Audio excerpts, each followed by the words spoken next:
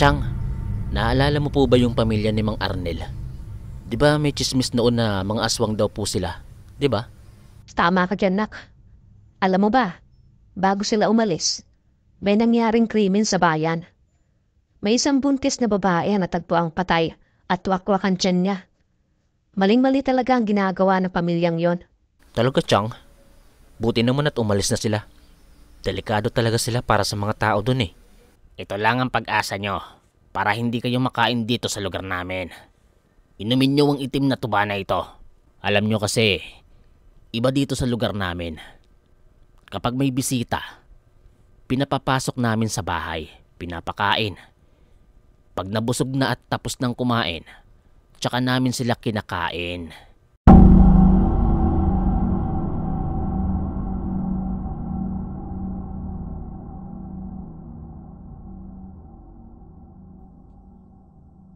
Mapagpalang araw po.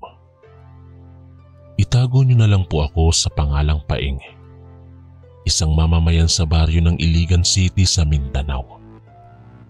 Nais ko pong ibahagi sa inyo ang aking hindi malilimutang karanasan noong taong 1986 sa isang maliit na bayan sa Mindanao. Noong pong mga panahong yon, 20 taon na akong nagsusulat ng mga kwento bilang trabaho ko. Marami na rin akong naisulat na mga kwento, pero may isa akong kwento na hindi pinapayagan ng aking mga boss. Ito ay tungkol sa natatanging bisa ng kalamansi na magpapahiwatig kung ang karne ay tunay na karne ng tao. Ang bayan kung saan nangyari ang lahat ay hindi ko na lang babanggitin upang protektahan ng mga residente doon. Isa itong payapa at tahimik na bayan. Kitang-kita ang ganda ng kalikasan. Ang mga tao doon ay sobrang bait at nagbibigay respeto sa bawat bisita. Taong 1986, nangyari ito noong Marso. Hindi ko na maalala ang eksaktong petsa. Kasama ko ang aking kapatid na si Emat. Pumunta kami sa isang piyesta. Ito ay unang pagkakataon na dumalo kami sa isang malaking selebrasyon doon sa bayan na yon. Pagdating namin doon, iba't ibang pagkain ang inihain sa amin ng mga tao. Nalaman din namin na may nagkalat na tsismis tungkol sa isang pamilya roon na pinaghihinalaang mga aswang. Ang pamilyang ito ay ang pamilya ni Mang Arnel. Ako at ang aking kapatid ay nag-obserba sa pamilya ni Mang Arnel sa loob ng isang buwan na aming pagbabakasyon doon. Sa pagkakakilala namin, mababait at normal lang sila. Wala kaming nakitang kakaiba sa kanila. Ngunit sa araw ng piyesta, nalaman namin ang kanilang lihim dahil sa paggamit namin ng kalamansi. Iyon ay nang mag-aya ang anak ni Mang Arnel na kumain sa kanila. Una naming tinanggihan dahil alam naming ipagbabawal ito ng aming tiyahin. Ngunit dahil sa pangungulit, pumayag na rin kami. Habang naghihintay ng pagkain, naalala ko ang payo ng tiyahin namin. Sabi niya, magdala daw kami palagi ng kalamansi. Kapag pinatak ito sa karne at biglang kumapal o lumambot ang amoy, ibig sabihin daw, karne iyon ng tao. Kinabahan kami ni Imat, pero sinunod pa rin namin ang payo para makasigurado. Nang dumating na ang mga putahe, amoy na amoy namin ang bango ng mga ito. Wala kaming nakitang mali, pero para makasigurado, pinatakan namin ng kalamansi ang adobo at dinuguan. Maya-maya pa, sobrang napakabaho na ng amoy nito. Para bang bulok na karne. Nang pisilin namin ang karne, sobrang lambot na para bang bulak na. doon namin napagtanto na totoo nga ang tsismis tungkol sa pamilya nila. Agad kaming nag-isip ng paraan kung paano makakauwi nang hindi kakain ng handa nila. At buti na lang, dumating ang pinsan namin na nagpapanik na dahil inaatake daw sa puso ang aming tiyahin, kaya napilitan kaming umuwi kaagad. Nang makauwi, malaking pasasalamat ang aming naipadama sa aming pinsan. Dahil kung hindi siya dumating, malamang naging aswang na rin kami. Simula noon, hindi na kami bumalik pa sa bayan na yon. Ngunit sa tuwing naaalala ko ang pangyayaring yon, hindi ko mapigilang kilabutan. Matapos ang nakakatakot na karanasang iyon, agarang iniwasan na namin ang pagbalik sa bayan, kung saan nangyari ang lahat. Masaya na kaming namumuhay kasama ang aming pamilya. Ngunit hindi maikakaila na paminsan-minsan ay bumabalik sa alaala ko ang mga pangyayari nung araw ng piyesta sa bayan ng Mindanao. Lalo na tuwing kakain ako ng karne. Naaalala ko ang amoy ng hinalong karne ng tao na halos makain na namin. Isang gabi, nagising ako sa gitna ng magdamag. Napanaginipan ko kasi na naging aswang na ako. Sa panaginip ko, kumakain ako ng mga tao. Pati ang aking pamilya ay naging aswang na rin. Makatotohanan ng panaginip ko na yon. Para akong pagod ng magising dahil sa sobrang hingal at pawis na pawis. Mula noon, lagi ko nang iniisip kung ano kaya ang nangyari sa bayan pagkatapos naming umalis. Nakauwi kaya ng ligtas ang iba pang mga bisita roon?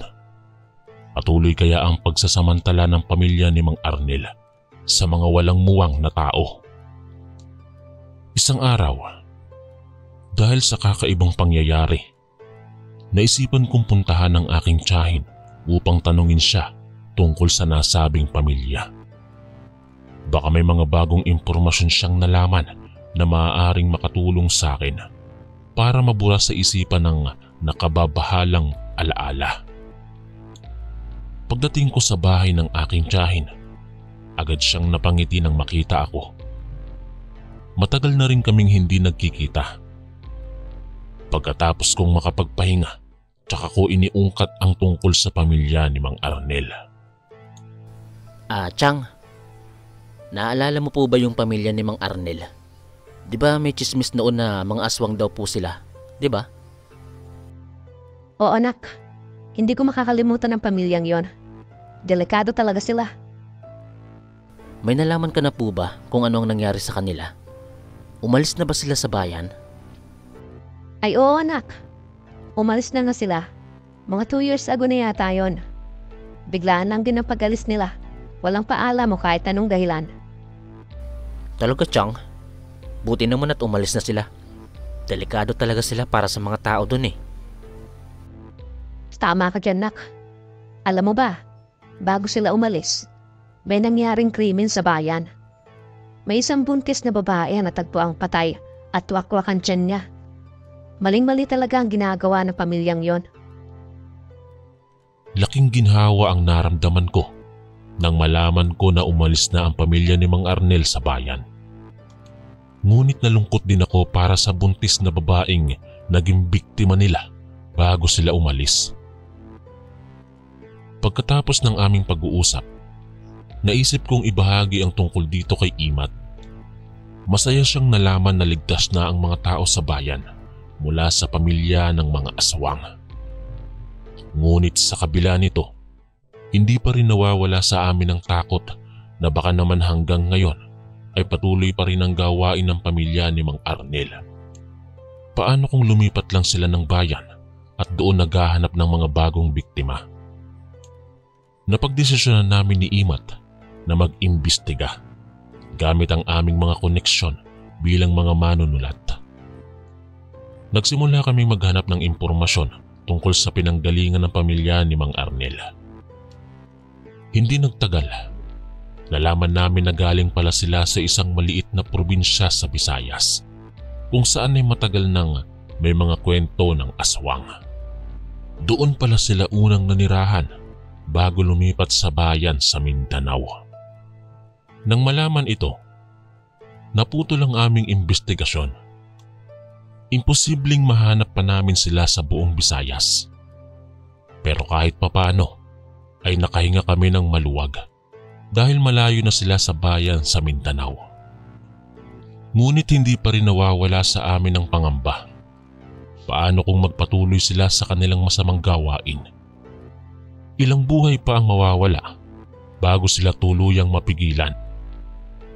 Naway gabayan ng poong may kapalang lahat upang maligtas sa kapahamakan at sa mga may masasamang hangarin.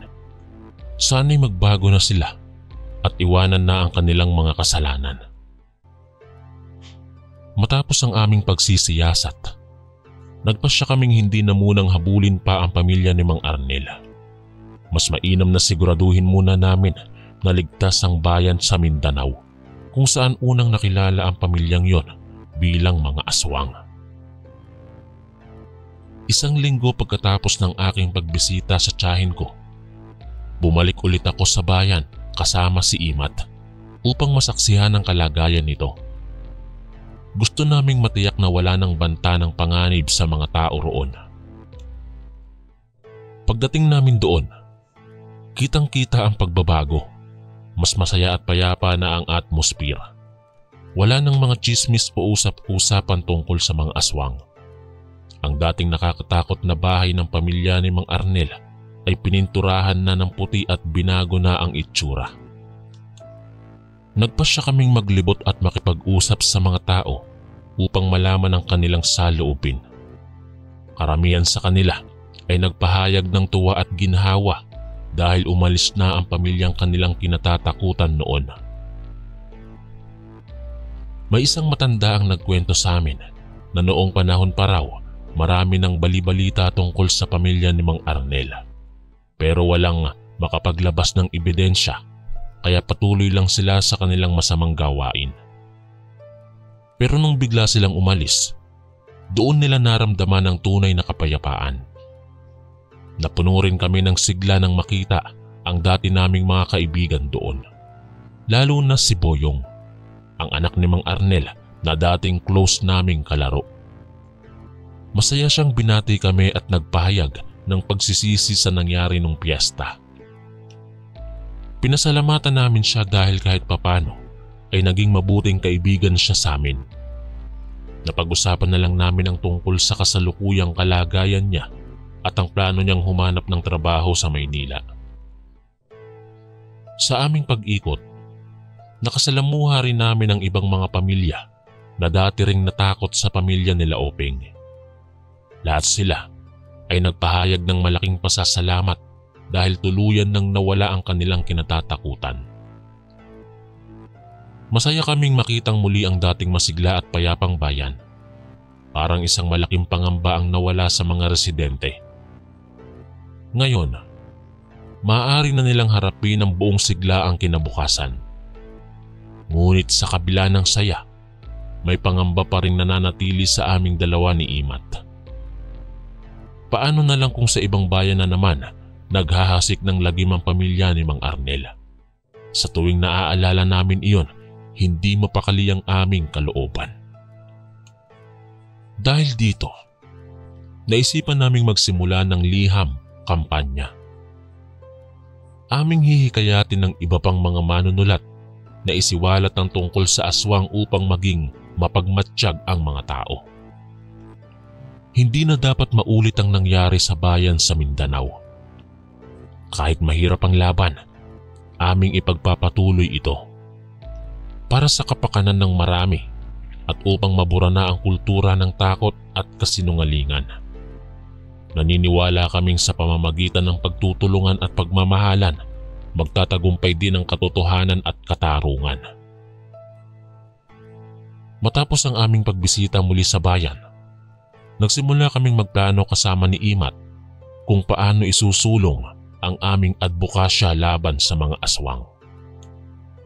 Alam namin na mahirap itong laban, ngunit naniniwala kaming kailangan itong gawin. Ang una naming hakbang ay ang pagsulat ng isang manifesto tungkol dito. Ibubunyag nito ang tungkol sa mga aswang at babalaan ng mga tao sa kanilang mapaminsalang epekto. Ipinapaliwanag din dito kung paano sila nakakalusot sa batas at patuloy ang kanilang masamang gawain. Upang mapalakas ang aming mensahe, naghikayat kami ng mga eksperto at survivor sa mga aswang. Sinulatan at inimbitahan namin sila para magsalita at magbigay ng kanilang testimonya. Karamihan sa kanila ay pumayag naman dahil gusto nilang mawala na ang ganitong uri ng pang-aabuso. Isa sa mga naimbitahan namin ay si Aling Esme, isang matanda ngunit buhay pang survivor sa mga aswang. Anak niya ang naging biktima noon ng mga masasamang nilalang na ito. Malaki ang naging ambag niya sa pagbibigay diin kung gaano kadesperado na ang sitwasyon. Bukod sa testimonya, kailangan din namin ng mga hard evidence upang maipakita na tunay ang aming ipinaglalaban. Kaya hinimok namin ng mga tao na magbigay ng anumang pruweba tulad ng mga pictures o videos kaugnay ng aswang. Dahil limitado ang aming reach, naisipan din naming mag-partner sa mga media outlets. Humingi kami ng tulong sa kanila para maipalabas ang aming advokasya sa radyo at telebisyon. Nag-volunteer din silang mag-conduct ng mga investigative reports tungkol dito. Matapos ang maraming buwan ng paghahanda, nagsagawa kami ng isang malaking kampanya laban sa mga aswang. Ipinalandra namin ang aming manifesto at napakaraming tao ang nakiisa sa amin. Trending topic pa nga sa social media ang hashtag #StopAswang. Ramdam namin ang overwhelming support mula sa iba't ibang sektor. Pati ang pamahalaan at simbahan ay nakiambag din ng pondo at resources. Ito ang pinakamasiglang kampanya kontra sa aswang sa kasaysayan ng bansa. Ngunit sa kabila nito, alam pa rin naming mahaba pa ang laban. Marami pang utak na kailangang baguhin at pusong kailangang buksan.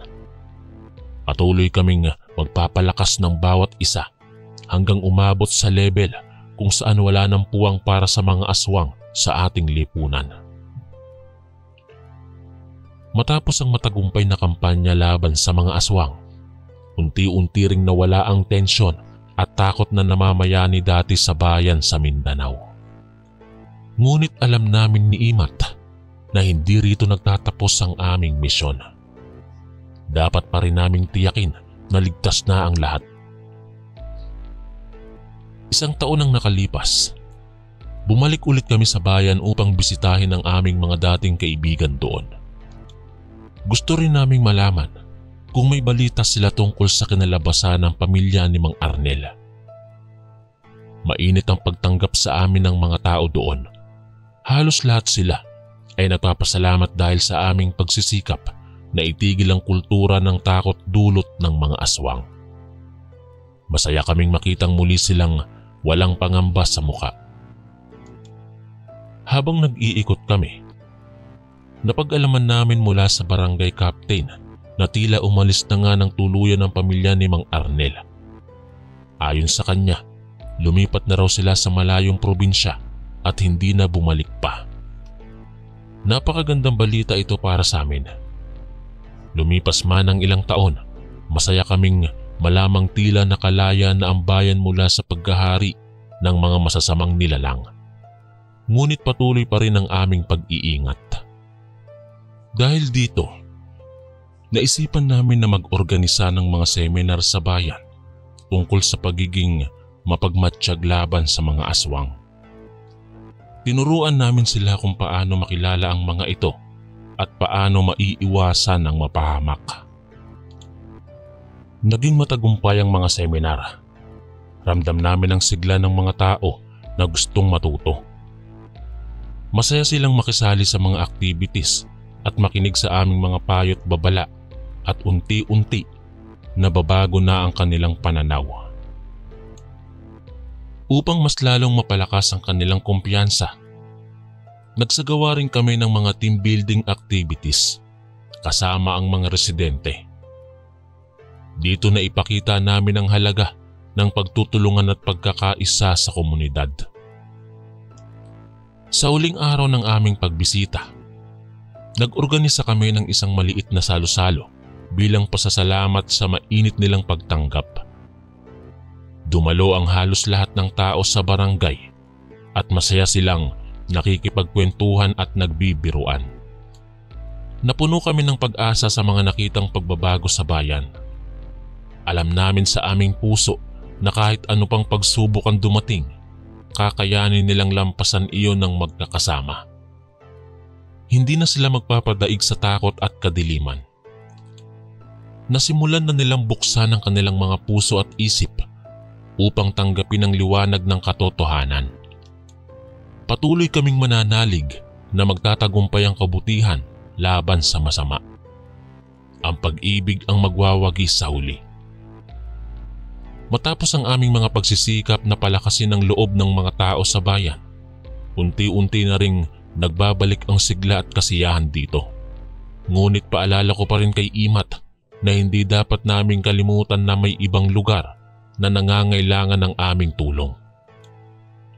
Isang araw, nakatanggap ako ng liham mula sa isang kaibigan na taga-kabilang probinsya. Ayon sa kanya, lumipat di umano sa kanila ang isang pamilyang may malaking pagkakahawig sa pamilya ni Mang Arnel. Agad ko itong ipinakita kay Imat at napagdesisyonan naming puntahan ang lugar para masuri ang sitwasyon. Pagdating namin doon, agad naming naramdaman ang tensyon sa kapaligiran. May bahid ng takot ang mga mata ng mga tao. Palihim na nag-uusap kami ni Imat at nagpasyang magpanggap bilang mga bisita lang. Kinausap namin ang ilang residente at nalaman ang tungkol sa bagong dating na pamilya. Totoo ngang may kakaiba sa kanila ayon sa mga kwento. May dinig din silang ungol at daing ng mga tao tuwing gabi pero walang nakakapagpatunay nito. Maya-maya pa ay nakilala na rin namin ang pamilya. Napansin namin agad ang pamilyar na mukha ni Mang Arnel. Nilapitan nila kami at inalok ng pagkain pero humindi na lang kami. Sa halip, kinausap namin sila ng diretsyo at hinamon sila ng patunay na sila ay mga aswang. Sa unang pagkakataon, umaming totoo nga ang paratang sa kanila. Nagulat kami ni Imat at agad na naghanda sa posibleng atake. Pero sa halip na galit, nakita namin ang lungkot sa mga mata nila habang iniisnab ang kanilang mga ginagawa. Naging maayos ang usapan. Sa uli, pumayag silang itigil na ang kanilang masamang gawain at manumpa na hindi na uulitin pa. Nangako rin sila na aalisin na ang sumpa sa kanilang angkan at hihilingin ang tawad sa mga napinsala nila. Matapos ang maayos na pag-uusap, tuluyan na ngang umalis ang pamilya ni Mang Arnel sa probinsya. Masaya kaming nakapagligtas ng maraming buhay dahil dito. Ngunit alam din namin na mahirap baguhin ang ugali kaya patuloy kaming magbabantay sakaling sila'y muling gumawa ng kasamaan. Sa ngayon, ang mahalaga ay natulungan namin ang probinsyang ito na makawala sa takot. Gaya ng ginawa namin sa bayan sa Mindanao, nag-organisa kami ng mga seminar para turuan silang protektahan ang kanilang mga sarili laban sa masasamang elemento. Sa bawat lugar na aming napuntahan, patuloy naming pinapaalala sa mga tao na huwag papadala sa takot. Sa halip, dapat nilang paigtingin ang pagmamahalan sa isa't isa. Sa pamamagitan nito, magtatagumpay kami laban sa anumang uri ng kadiliman.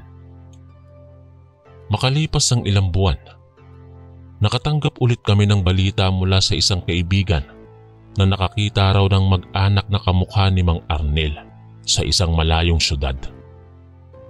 Agad naming tinungo ang lugar upang masigurong ligtas ang mga tao roon. Pagdating namin, agad kaming nagtungo sa barangay kung saan sila huling nakita. Tinanong namin ang mga residente kung may bagong dating na pamilya rito. Sa unang pagtatanong pa lamang ay napansin na nila agad kami dahil sa aming pagsisikap laban sa mga aswang. Ayon sa kwento ng mga tao, may bagong pamilyang araw na dumating ilang linggo na ang nakalipas. Mapagkunwari daw sila pero ramdam ang kakaibang presensya. May narinig din daw silang mga sigaw at ungol ng tao tuwing gabi mula sa bahay ng bagong dating na pamilya. Kaagad naming tinungo ang bahay at kinausap ng maayos ang pamilya. Sa unang pagkakataon, umaming sila nga ang pamilya ni Mang Arnel. Nangako naman silang tuluyan ng lilisanin ng lugar at hindi na uulitin ang kanilang mga kasalanan. Nang makaalis na sila, muling naramdaman ng mga tao ang pagbabalik ng kapayapaan sa kanilang pamayanan. Upang mabura na ang kultura ng takot, muling nag-organisa kami ng mga seminar kasama ang mga residente. Pinatatag namin ang kanilang loob na harapin ang anumang hamon sa hinaharap. Patuloy kaming bumibisita sa iba't ibang lugar kung saan may mga ulat ng aswang. Sa tuwing may natutulungan kaming komunidad, nararamdaman namin ang pag-asa na isang araw ay tuluyan ng mawawala ang mga nilalang na ito. Ngunit sa kabila nito, alam naming marami pa ring laban ang kailangang gawin. May mga lugar pa kung saan namamayani ang takot at karahasan. Sa tuwing naiisip namin ito ni Imat, lalo lang kaming napapalakas na ipagpatuloy ang aming misyon. Kahit gaano kahirap, patuloy kaming lalaban hanggang sa ang huling pamilya ng masasamang nilalang ay tuluyan ng mawala. Sa aming gabay, umaasa kaming marami pang buhay ang maililigtas mula sa kadiliman. Sa huli ay mananaig ang liwanag ng pag-asa at pag-ibig. Matapos ang maraming taon ng pakikipagbaka, sa wakas ay nararamdaman na namin ang malaking pagbabago sa bayan at sa iba pang lugar na aming napuntahan. Unti-unti nang nawawala ang takot ng mga tao sa mga aswang. Ngunit sa kabila nito, alam pa rin namin na hindi pa natatapos ang aming misyon. May ilang lugar pa rin kung saan umiiral pa ang kultura ng karahasan at takot na iniwan ng mga aswang. Kaya nagpasya kaming magtungo sa mga liblib na probinsya upang patuloy ang pagtulong doon. Isang araw, nakarating kami sa isang napakalayong nayon na matagal nang walang kontak sa iba. Agad naming napansin ang lantarang katahimikan at lungkot sa mga mukha ng mga tao roon. Tila ba pinipigilan lang nilang magsalita dahil sa takot. Matagal na palang naghahari dito ang isang pamilya ng masasamang nilalang. Sila ang nangunguna sa pagpatay at pang-aapi sa mga inosenteng residente. Matagal na itong kalakaran, ngunit walang makalaban dahil sa lakas ng kanilang kapangyarihan. Ngunit dumating din ang pagbabago. Nang malaman ng mga tao ang tungkol sa aming advokasya, nag-aklas sila laban sa masasamang pamilya. At sa wakas, napalayas nila ang mga nilalang na yon at nakamtang muli ang kalayaan ng kanilang bayan. Napakasaya ng naging selebrasyon nila ng paglaya mula sa takot. Sa pagkakataong ito, ipinakita nilang maaaring magtagumpay ang kabutihan kung magkakaisa lamang ang lahat tungo sa isang layunin. Pinatunayan nila na higit pa sa lakas ang nagagawa ng pagmamahal. Ito ang pinakamasayang sandali sa aming pakikipaglaban sa kadiliman. Sa wakas ay nasaksihan namin ang pinakamatinding manifestasyon ng liwanag ng pag-asa at pagmamahal. Ito ang magiging inspirasyon namin sa marami pang laban sa hinaharap. Ngayon ay mas matatag na ang aming kalooban sa inaharap ng bayan at ng marami pang tao. Alam naming sa puso nila mananatiling buhay ang diwa ng pagkakaisa na magtatanggol sa kanila anuman ang mangyari. Sa wakas ay napagtanto nilang sila ang tunay na nagpapasaya sa kanilang kinabukasan. Ito na marahil ang hudyat na tapos na ang aming misyon. Ngunit patuloy pa rin ang pakikibaka sa ibang anyo at paraan. Sa tuwing may kadiliman, magiging tanglaw kami ng pag-asa. Hanggang sa huling hibla ng kasamaan, hindi kami titigil sa pagsisikap. Palaging mananaig ang kabutihan at katarungan. Hanggang dito na lang po. Ako po si Paeng, ang inyong kaistorya. Mapagpalang araw po sa inyong lahat at sa iyo po Kuya Chris. Nais ko pong ibahagi ang aking kwento na hango sa tunay kong karanasan. Itago niyo na lang po ako sa pangalang Randy, isang agent sa isang kumpanya ng BPO sa Bicol. 5 taon na akong nagtatrabaho sa industriyang ito at medyo malaki na ang kinikita ko para sa aking posisyon. Dahil sa malaking sahod, madalas akong magwaldas ng pera sa mga bagay na hindi naman kailangan. Isa na rito ang paninigarilyo at pag-inom ng alak araw-araw, magdamag man o umaga pagkatapos ng shift. Naman ako siguro ito kay tatay na lasinggero din. Para sa akin, hindi kumpleto ang isang araw kung hindi ako makakapaglaro ng bote ng alak o beer. Dahil dito, wala akong nasisave na pera sa bangko. Inuubos ko agad ang sahod ko sa mga bisyo ko.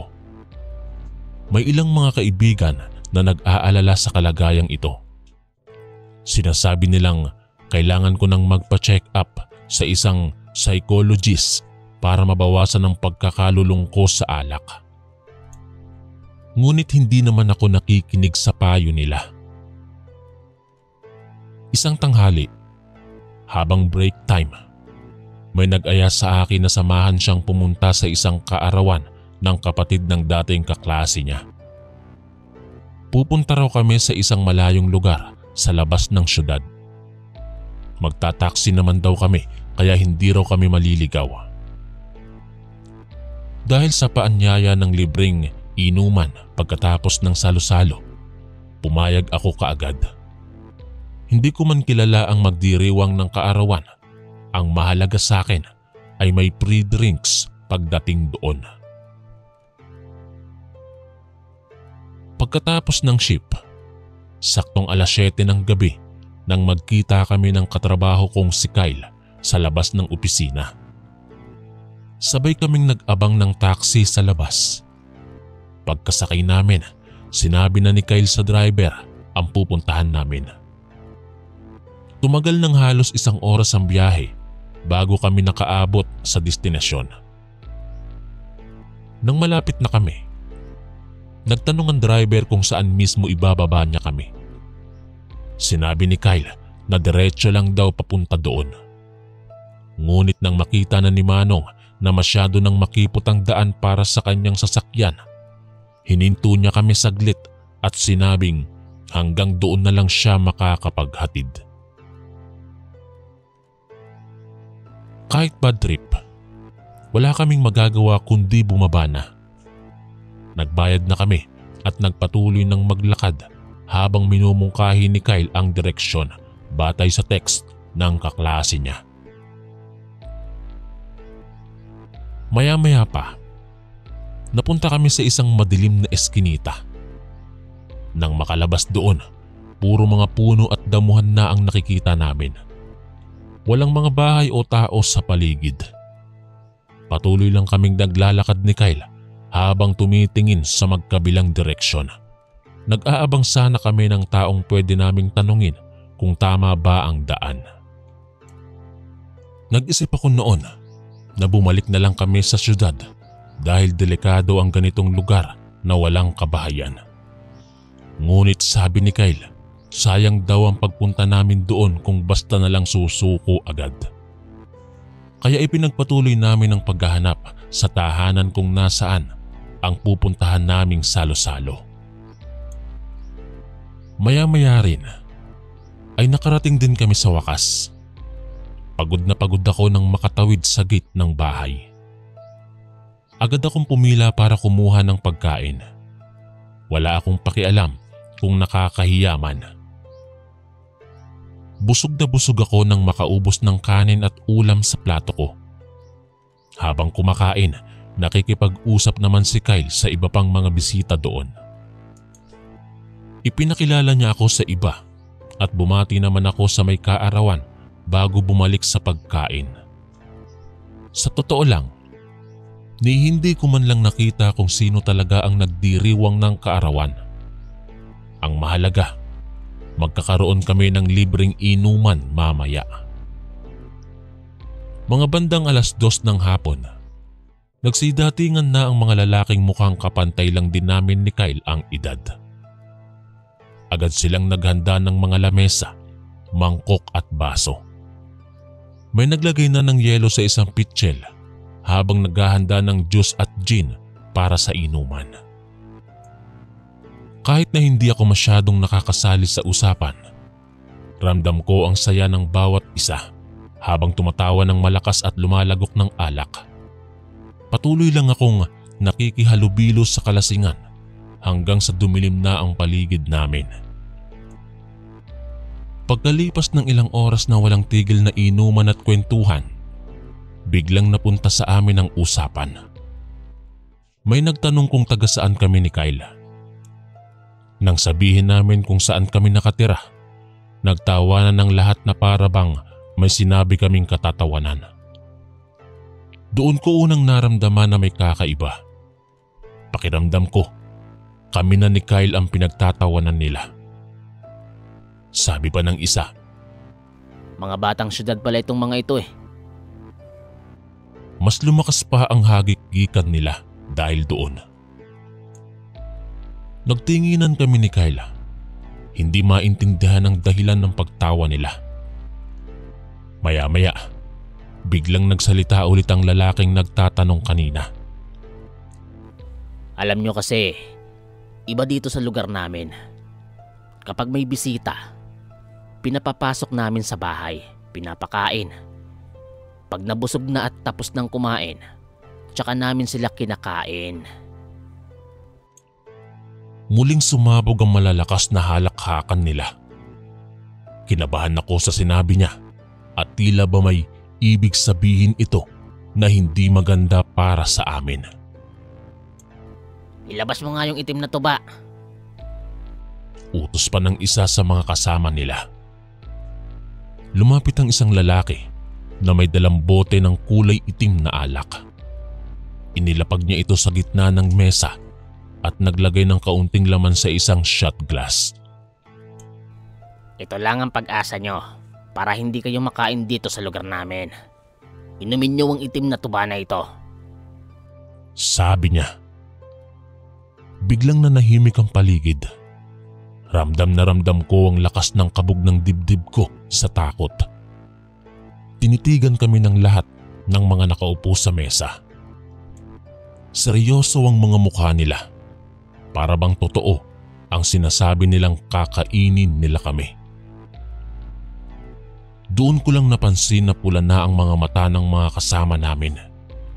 Tila ba mga mata ng hayop sa gabi. Inom na!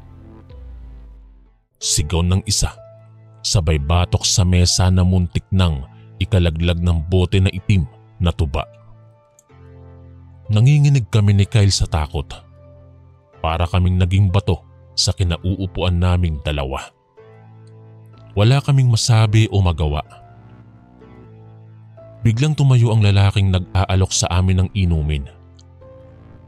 Sa kalasingan siguro o sa sobrang takot, kitang-kita ko kung paano humaba ang mga kuko niya. Namumula rin ang kanyang mga mata. Pati ang ngipin niya'y parang ngipin ng hayop na umaabot na sa labas ng bibig. Sa pagkakataong iyon, akala ko talaga huli na kami. Handa ko nang tanggapin na mawawalan na ako ng hininga dahil sasakmalin na niya ako sa liig para lamunin ng buo. Ngunit bago pa man mangyari yon, biglang may narinig kaming malakas na sigaw mula sa isang matanda. Carding, ano ba? Nananakot ka na naman ng bisita natin. Alam niyo ba ang bisita yan ng pinsan mo? Bihira na lang nga na may bumisita dito sa baryo natin. Tatakutin mo pa ng ganyan. Ang pangit talaga ng ugali mo. Manang-mana ka sa tatay mo. Lumingon kami at nakita ang isang matandang babae na nakapamewang. Nakatingin ito sa amin. Nang marinig namin ang boses ng matandang babae, para kaming nabunutan ng tinik sa dibdib. Paglingon namin, nakita namin siya na nakapamewang at mukhang galit na galit. Pinagalitan niya ang lalaking nagbanta sa amin na nalaman namin na pamangkin pala niya. Kinuwento ng matanda na bihira na raw na may bisitang pumupunta sa kanilang baryo, kaya hindi dapat namin sila takutin. Tinawag pa niya itong walang modo at talagang manang-mana sa masamang ugali ng kanyang ama. Sa puntong yon, naghahanap na kami ng pagkakataong makatakas. Unti-unti ko nang nararamdaman ang epekto ng alak sa katawan ko habang papalapit sa amin ang matanda. Tumayo na kayo dyan mga iho. Tayo na. Halina at ihahatid ko kayo sa labasan. Pinagtitripan lang kayo ng pamangking kong to. Wala na naman kasing magawa yan sa buhay niya. Sabi ng matanda. Kahit nalilito kami kung totoo bang nananakot lang ang mga kasama namin kanina, sumunod na rin kami sa kanya. Ayaw na naming mag-take ng risk pa. Mas makabubuti na umalis na kami doon kaagad. Habang naglalakad patungo sa labasan, paulit-ulit kong tinatanong si Lola kung anong ibig sabihin ng sinabi ng kanyang pamangkin at bakit pula ang mga mata nila. Ngunit hindi niya kami sinagot. Para bang may tinatagong lihim na ayaw niyang ipaalam. Napansin ko ring wala siyang anino habang naglalakad kami. Gusto ko sanang itanong pero naisip kong baka magalit lang siya kung madaldal ako ng ganon. Hinayaan ko na lang siyang maghatid sa amin hanggang makalabas ng ligtas sa baryo nila. Ilang minuto din kaming naglakad at nakarating din kami sa wakas sa tinatawag nilang labasan ng baryo. Doon kami pinaghihintay ni Lola ng masasakyang jeep pauwi. Mga kalahating oras din kaming naghintay bago dumating ang unang tricycle na sinakyan namin pauwi. Hindi kami mapakali sa loob ng tricycle habang iniisip kung ano nga ba talaga ang nangyari doon. Narinig naman yata ng driver na nag-uusap kami tungkol doon. Kaya bigla siyang nakisali. May kaibigan daw siyang naka-experience ng tulad ng sinapit namin. Ayon sa kanya, uminom noon ng kaibigan niya ng itim na tuba kasama nila Carding. Pagkatapos uminom ng lahat, nagulantang daw ang kaibigan niya nang biglang mag-anyong aswang ang mga kasama niyang lasing. Lahat sila ay naging biktima maliban dun sa kaibigan niya. May dala kasi itong proteksyon mula sa kanyang lolo kaya hindi siya nila nagalaw. Kitang-kita niya kung paanong pinagpapaslang ng mga aswang ang mga kasamahan nilang naglalasing doon. Nang marinig namin yon, nanlamig talaga kami ni Kyle. Buti na lang at protektado kami ni Lola kahit alam kong aswang din siya. Kung hindi, malamang ay patay na kami ngayon. Pagdating namin sa bayan, agad kaming nagpaalam sa driver. Nanginginig pa rin ang mga tuhod namin habang naglalakad pa uwi. Hindi namin makakalimutan ang nangyaring yon at salamat dahil nakaligtas kami sa kapahamakan. Pagka-uwi namin sa bayan, parang wala lang nangyari. Siguro dahil sa kalasingan, mabilis din naming nalimutan ang takot na nararamdaman.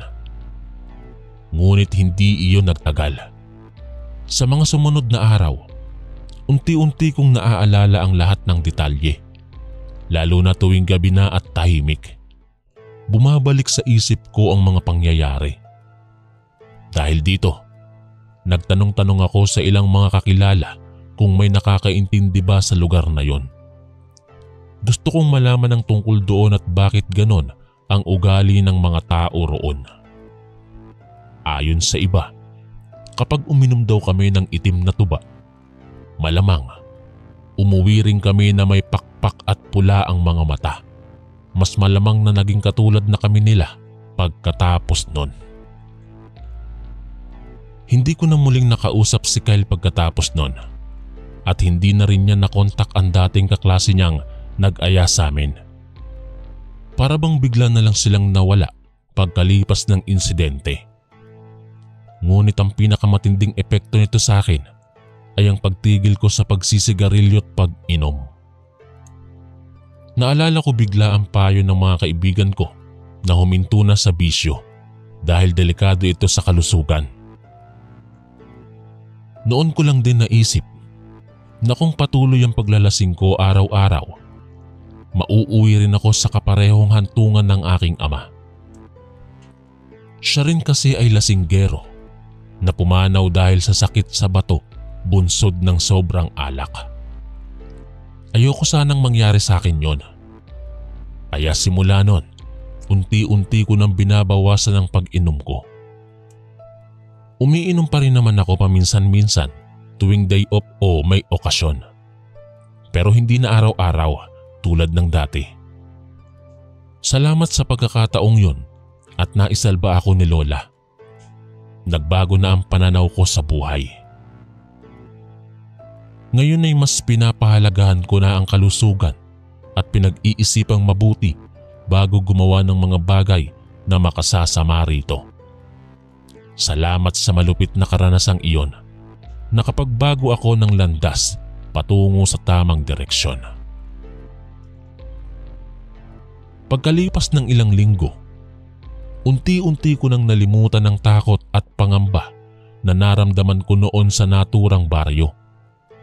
Bumalik ulit ako sa dati kong pamumuhay, ngunit may nagbago na. Dati-rati ay araw-araw akong nag-iinom pagkatapos ng trabaho.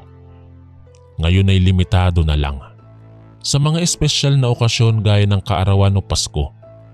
Kapag walang selebrasyon, sa bahay na lang ako nagpapahinga sa halip na lumaklak ng alak.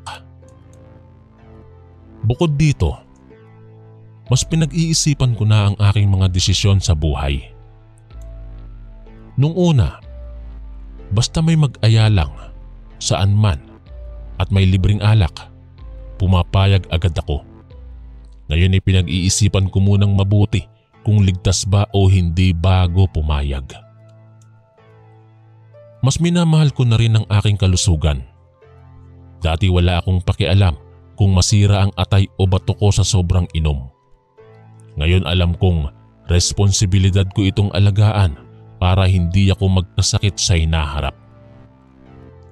Salamat sa nangyaring yon. Napagtanto ko ang halaga ng buhay at kaligtasan. Kung hindi ako iningatan ni Lola noon sa kabila ng aking kamangmangan, malamang wala na ako ngayon sa mundo. Kaya ituturing ko na biyaya ang naging karanasan ko. Bagaman nakakatakot ito, nagbunga naman ng mabuti dahil nabuksan ang aking mga mata. Kung hindi dahil doon, malamang patuloy lang akong nalulunod sa bisyo na siyang unti-unting nagpapahamak sa akin. Ngayon ay masaya ako sa aking buhay. Bagamat marami pa ring pagsubok, alam kong kakayanin ko na harapin ang mga ito ng maayos. Sabi nga nila, ang pinakamahalagang bagay ay matuto sa nakaraan upang maging gabay sa kinabukasan. Hanggang dito na lang po ang aking kwento, Kuya Chris. Maraming salamat po sa pagbasa nito.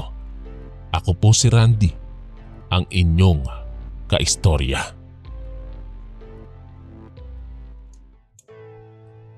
Isang magandang umaga po sa lahat at sa iyo po Kuya Chris.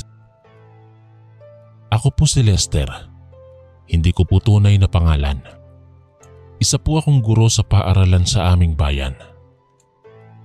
5 taon ko nang ginagampanan ang tungkuling ito sa mga kabataang likas ang kapilyuhan. Mapayapa na ang aking pamumuhay. Masasabi kong sapat ang aking kinikita upang mabuhay ng desente kasama ng aking mga anak. Ngunit hindi palaging ganito ang lagay ko. May mapait na nakaraan akong pinagdaanan bago makamit ang kasalukuyang kaligayahan.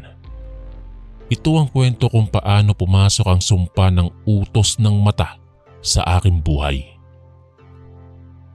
Una kong naramdaman na mayroon akong kakaibang paningin nung grade 1 pa lamang ako. Habang nasa klase, bigla akong napatingin sa labas ng aming silid-aralan. Doon ko nakita ang ilang mga batang nakaputing damit at ako'y inaanyayahan nilang samahan sila sa paglalaro. Kaagad akong sinaway ng aking guro dahil sa hindi ko pagtuon ng atensyon sa tinuturo niya. Galit siyang binato sa akin ng tisa na tumama sa aking noo. Napahiya ako sa harap ng buong klase dahil akala nila'y nagkukunwaring nakakakita lang ako ng wala sa lugar upang makaiwas sa leksyon. Ngunit totoo ang aking nakikita. Ang mga batang iyon ay walang muwang sa klase naming nagsasagawa. Sila ay mga nilalang na hindi nakikita ng ordinaryong paningin. Alam kong hindi ko na maipapaliwanag ang lahat sa aking guro, kaya't nanahimik na lamang ako habang patuloy akong sinasaway. Mula noon, ay naunawaan ko nang may bahid ng sumpa ang aking paningin. May kakayahan akong makita ang mga bagay na hindi naaabot ng pangkaraniwang mata. Sa mga sumunod pang taon ng aking paglaki, paulit-ulit kong napatutunayan ang aking natatanging kakayahan. Madalas naging dahilan ito ng pang-aasar at pang-aapi sa akin ng aking mga kalaro't kamag-aral. Tinatawag akong siraulo at baliw dahil sa madalas kong mapagmasdang wala sa oras.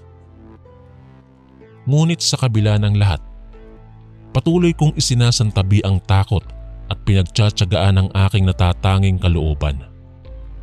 Malaki ang utang na loob ko rito sapagkat kung minsay nagiging instrumento ito sa pagliligtas ng iba. Isa na rito ang insidenteng naganap nung bata pa ako. Ito ay nang dalawin namin ng tiyahin kong si Tita Marian. Bagamat matagal na itong kinakapos ng pagbubuntis, buntis na naman siya nang muli kaming makadalaw. Sa pag-uusap nila ng ina ko, nabanggit ni Tita Marian na may ugaling maupo sa hagdanan ng kanilang tahanan at doon maghilata ng matagal na panahon.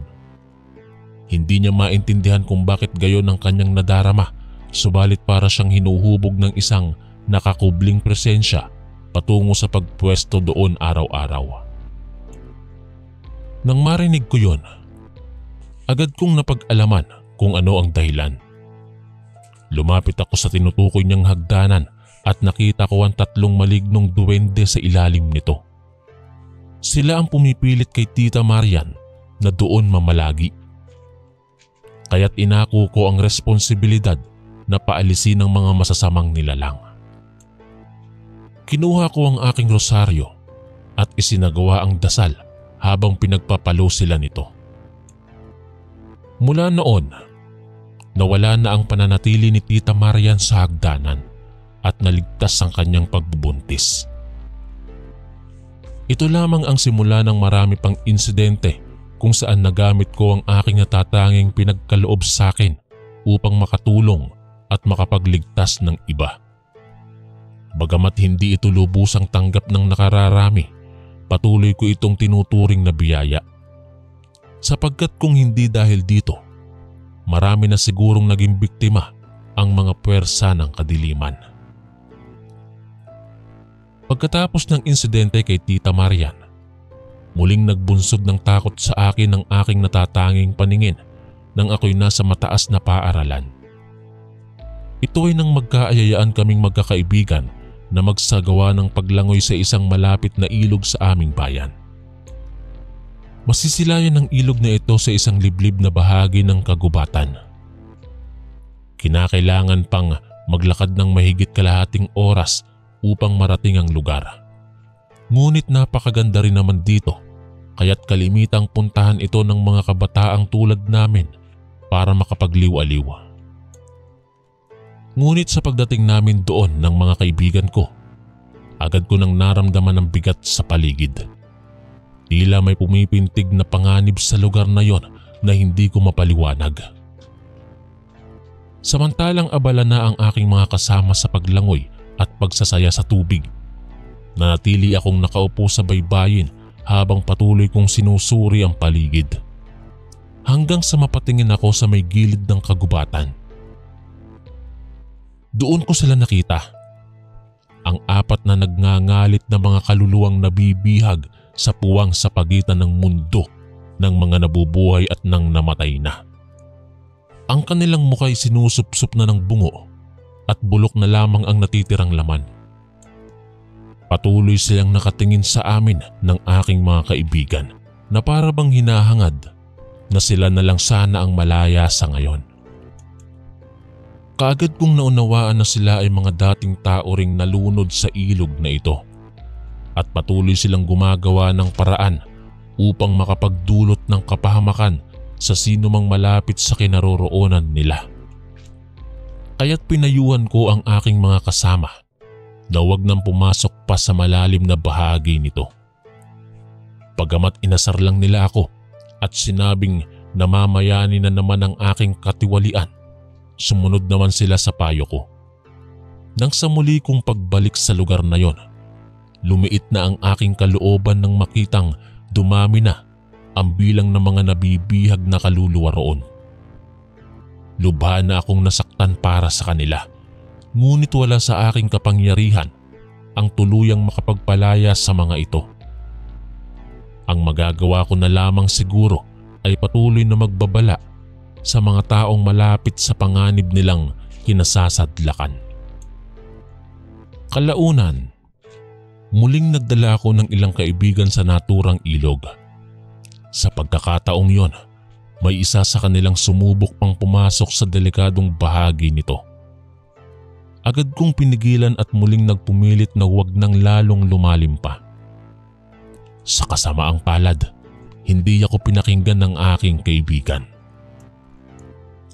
Kinabukasan, nakita na lamang ang kanyang bangkay sa damuhan malapit sa ilog.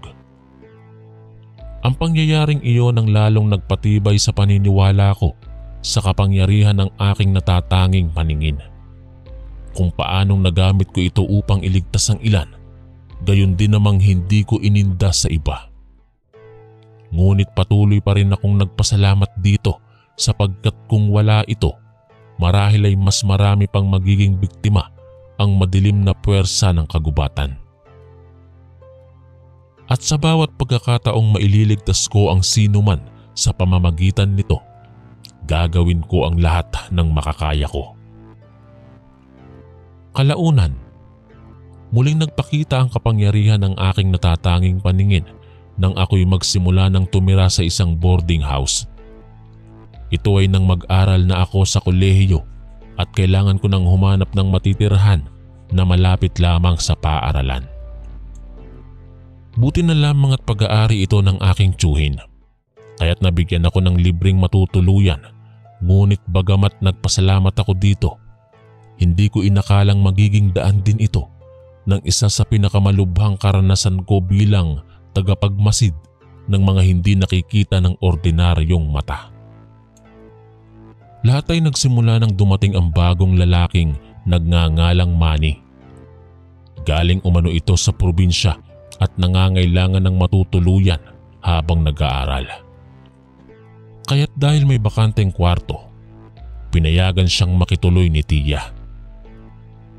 Nang unang makita ko si Manny, agad kong naramdaman ang pamilyar na bigat sa paligid. Alam ko kaagad na may espesyal itong taglay na hindi magiging kanais-nais sa amin. At sa unang pagkakataon, nagpakilala ito sa akin. Nasilayan ko na kung ano ang totoo nitong anyo. Sa likod ng maswerteng lalaking kompas ay isang mabalahibong nilalang na may mapulang mata at nakakatakot na ngiping mamamatay tao. Walang alinlangang nakilala ko siya bilang isang aswang. Dali-daling isiniwalat ko kay Tia ang tungkol dito ng gabing iyon din. Sinabi kong may natatanging kaloob sa akin at nakikita ko ang mga hindi nakikita ng nilalang tulad ni Manny. Bagamat mukha siyang ordinaryong tao, nakikita ko ang tunay niyang anyo bilang isang halimaw na maaaring makapanakit ng tao anumang oras. Sa kabutihang palad naman, tiyak kong naniwala sa akin si Tia. Nang sumunod na umaga, wala na si Manny sa aming boarding house. Hindi ko alam kung paano niya ito pinaalis, ngunit nagpapasalamat ako sapagkat nasagip niya ang buhay ng maraming tao sa ganoong desisyon. Ngunit ang akala ko'y tapos ng lahat. Hindi ko inaasahang balang araw muling haharap sa akin ang halimaw. Isang gabi habang naglalakad pa uwi mula sa trabaho, bigla akong sinagupa ng isang malaking aso na mabilis na tumatakbo patungo sa akin. Sa huling sandali bago niya ako salakayin, nakilala ko ang mga mapulang mata nito. Si Manny iyon na muling bumalik upang maghiganti. Sa pagkakataong yon, alam kong kailangan kong harapin siya ng mag-isa. Ngunit handa akong lumaban. Sa dami ng aking naabot na panganib dahil sa aking natatanging paningin, naging sanay na rin ako sa ganitong mga sitwasyon. Kaya naman sa halip na kumaripas ng takbo, hinawakan ko ang aking rosaryo at hinarap siya. Tinamaan ko siya nito ng diretsyo sa nguso, kaya't napaatras ito sa sakit. Ngunit bago pa man tuluyang makaalis, narinig ko pang bumulalas mula sa kanyang bibig. Alam kong dahil sa iyo kaya ako pinaalis sa boarding house. Babalikan kita. Hindi ako titigil hanggat hindi nagagantihan ng pagkait mo sa akin ng matutuluyan. Nang gabing yon, tuluyan nga siyang umalis. Ngunit alam kong may katotohanan sa banta niyang yon. Hindi siya basta-basta aalis hanggat hindi niya nakakamtan ang kanyang paghihiganti. Kaya't simula noon, laging handa ang aking paningin. Pinag-iigihan kong maging alerto sa bawat oras at sandali. Alam kong balang araw muli siyang babalik at kailangan kong handang harapin siya kapag dumating ang sandaling yon. Matapos ng banggaan namin ng halimaw na si Manny, naisip kong kailangan ko nang humanap ng paraan upang tuluyan ko nang maiwaksi ang sumpa ng aking paningin. Bagamat naging madalas itong makatulong, unti-unti ko ring napagtantong nagiging panganib na ito sa aking buhay. Kaya't isang araw, ipinasya kong sabihin na sa aking mga magulang ang tungkol dito. Alam kong mahirap paniwalaan, ngunit wala na akong ibang pagkukunan ng saklolo kundi sila. Sapagkat alam kong kung may makakatulong sa akin, walang iba kundi sila yon. Unay hindi nga naniwala si Itay, ngunit nang makita niyang seryoso ang aking muka, napagdesisyonan niya ring hanapin ang katotohanan. Kaya isang umaga, dinala niya ako sa bahay ng isang kilalang albularyo sa aming lugar. Si Aling Tessie ang itinuturing na pinakamakapangyarihang manggagaway sa amin. Kaya't umaasa akong may maitutulong siya sa suliranin ko. Nang dumating kami, agad niyang nalaman kung bakit kami naparoon, kahit hindi pa man ako nakapagpaliwanag. Pagkatapos kong ipaalam ang tungkol sa aking kakayahang makakita ng mga hindi nakikita ng iba, nagbigay siya ng isang mahabang panalangin. Sinabi niyang kailangan ko itong basahin araw-araw habang nakaharap sa altar bago matulog. Bukod dito, sa bawat pagtatapos ng dasal, kakailanganin kong isulat sa isang papel na binabad sa mantika ang salitang utos ng mata. Pagkatapos ay kakainin ko ang papel bago ako tuluyan na humiga at maghilata. Ipinangako niyang sa loob ng isang buwan, unti-unti nang masisira ang sumpa ng aking mga mata kung susundin ko ang payo niya. Pagkatapos ng panahong yon, maaari na raw akong bumalik sa kanya upang tuluyan ng ibura ang aking ikatlong paningin. Sa simula'y nag-alinlangan pa ako. Ngunit dahil desperado na akong makawala sa sumpang nagpapahirap sa aking buhay, sinunod ko ang bawat letra ng kanyang pinag-utos. Hindi madali ang prosesong yon. Mahirap isulat araw-araw ang mga salitang ayon habang nakatitig sa papel na puno ng nakakasilaw na mantika. At lalong nakakasuka ang lasa ng papel na kailangan kong lunukin bawat gabi. Ngunit nagtiyaga ako at sa wakas, sa katapusan ng ika-30 gabi, unti-unti ko nang naramdaman ng pagbabago. Ang dating madalas kong makitang mga elemento ay unti-unting nawawala na sa aking paningin. Naging pamilyar na muli sa akin ang sigla ng normal na pamumuhay. Nang bumalik kami kay Aling Tessie, tuluyan na nga niyang isinara ang aking ikatlong mata. Mula noon, naging ordinaryo na ang aking buhay. Wala nang nagbabadya sa aking ligtas na pamumuhay maliban na lamang kung anumang maaaring gawin ng isang normal na tao. Ngunit patuloy akong nag-iingat. Alam kong maaaring bumukas muli ang sumpang ito anumang oras. Kaya't taon-taon tuwing Semana Santa, nag-aalay pa rin ako ng puting manok kay Aling Tessie bilang pasasalamat at upang manatiling nakasara ang dating ikatlong paningin ko. Hanggang ngayon nananatili sa akin ang alaala ng mapangahas na karanasang yon. Ngunit masaya na akong nakalaya at umaasang mananatiling nakaiskorpo ito sa nakaraan habang patuloy kong sinasapuso ang biyaya ng isang normal na buhay. Hanggang dito na lang po ang aking kwento. Marami pong salamat. Ako po si Lester, ang inyong kaistorya.